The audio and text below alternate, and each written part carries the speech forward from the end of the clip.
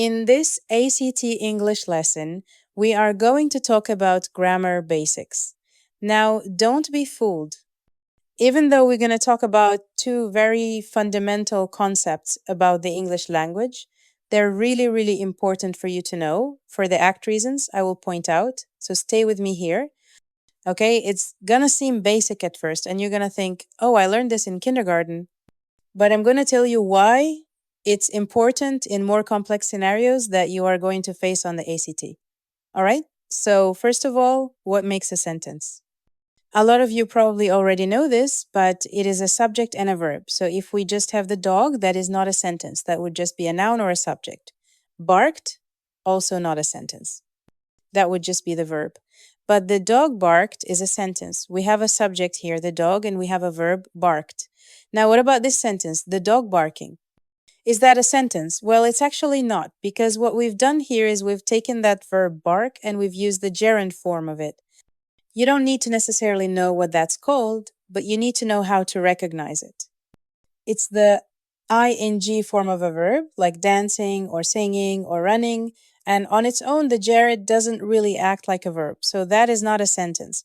But if we give it a little helping verb here, like is the dog is barking, the dog was barking, the dog had been barking, then it becomes progressive tense, and that is a verb.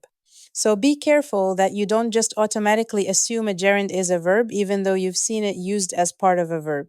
Many times, but that is always with a helping verb like is or has or was or had been.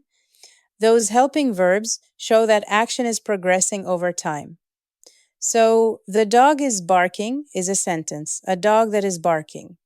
Now, about this, is this a sentence? Well, it's not, because we've inserted this word that here. So what is that? This trips up a lot of students and more complex examples on the test because there will be a lot of extra words around it.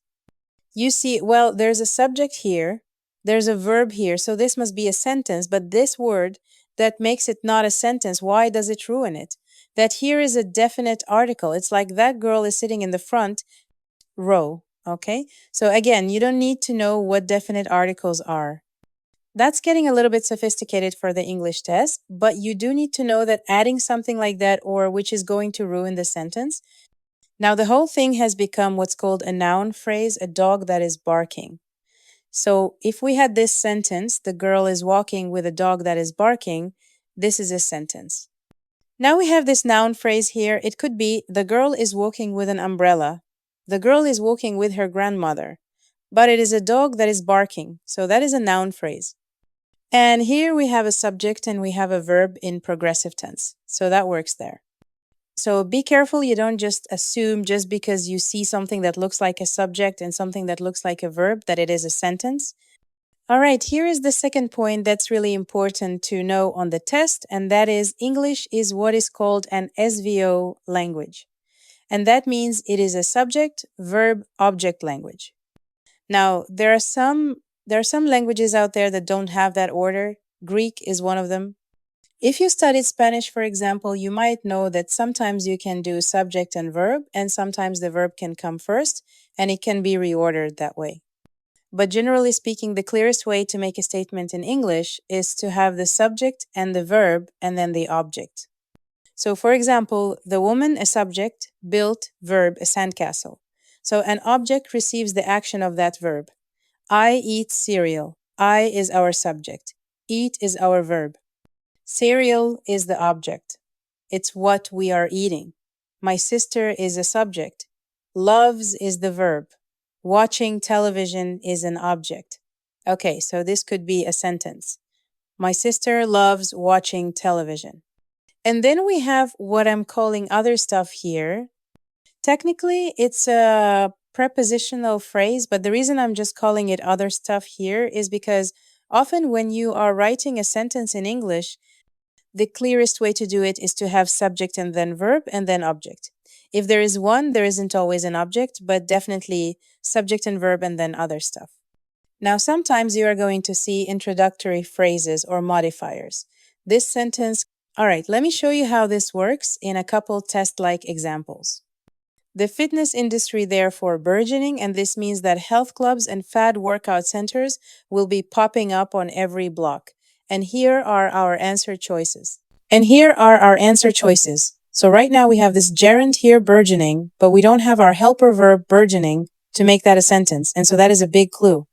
It could be the fitness industry therefore is burgeoning, but there's other ways to fix this. So you might have that instinct, but we want to take a look at our answer choices first of all. So it's not no change because this does not have a verb, at least in the first part. This is a compound sentence. The second part has a sentence with a subject and a verb. So B is therefore the fitness industry burgeoning. So what this did is it just moved therefore to the beginning, and you might think, oh, well, that's clear. Just get rid of that therefore at the beginning, but we still don't have our helper verb. We don't have that is. C, the fitness industry therefore is burgeoning. That is what burgeoning we said would fix this sentence, adding that helper verb there. And then D, the burgeoning fitness industry, comma, therefore, and this means. But again, we're missing a verb here. So in this case, that gerund's been put before fitness industry, and now it would be acting as an adjective. And you might think, hey, that sounds better. I like how that sounds, but we're still missing a verb. We need a verb. And so that would be incorrect as well too. And C is our answer. Now, sometimes on the test, you're going to be looking for the clearest way to express an idea. And this is where that subject-verb-object or subject-verb-other stuff structure becomes really important. So let's take a look at this example. Convincing him to prod deeper into the underlying causes behind the discrepancies in his findings, Smith's mentor was instrumental. Sounds a little awkward to me. So let's go ahead and look at our alternatives. B. Smith's mentor convinced him to prod deeper into the underlying causes behind the discrepancies in his findings. So note here we have a subject here, the mentor or Smith's mentor. We have a verb and we have an object, him, and then we have our other stuff. So that is a pretty clear structure. Let's make sure it's the clearest though. See, to prod deeper into the underlying causes behind the discrepancies in his findings was what Smith was convinced to do by his mentor. That sounds a little wordy, a little awkward. It's got this passive tense going on here, which generally we want to try to avoid and speak in active tense with an active verb. So this mentor convinced him. So I'm going to cross that one out. D. Convinced by his mentor, Smith prodded deeper into the underlying causes behind the discrepancies in his findings. Now, I put this answer choice in here for a very important reason. There's nothing really wrong with this sentence. I get what it means. Smith was convinced by his mentor, so we do have that subject here. We have a verb, we have other stuff, and we have this introductory modifier. Smith was convinced by his mentor. But if you see something like this on the test, and you're choosing between B and D, choose B because that is always our clearest structure. So if there's a comma in there that doesn't seem necessary, if you can write the sentence, it'll be clear without creating extra verbs or parenthetical information. Which is when we have information set up by commas, then choose that option. That is always going to be the clearest sentence. Okay, so just quick recap. You want to know what makes a sentence a subject and a verb? Watch out for gerunds, those ing words that do not have a helping verb with them.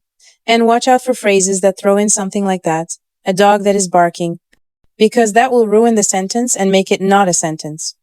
And pay attention to be looking out for subject, verb, other stuff, structure, when you're being asked to find the clearest way to state a phrase in English.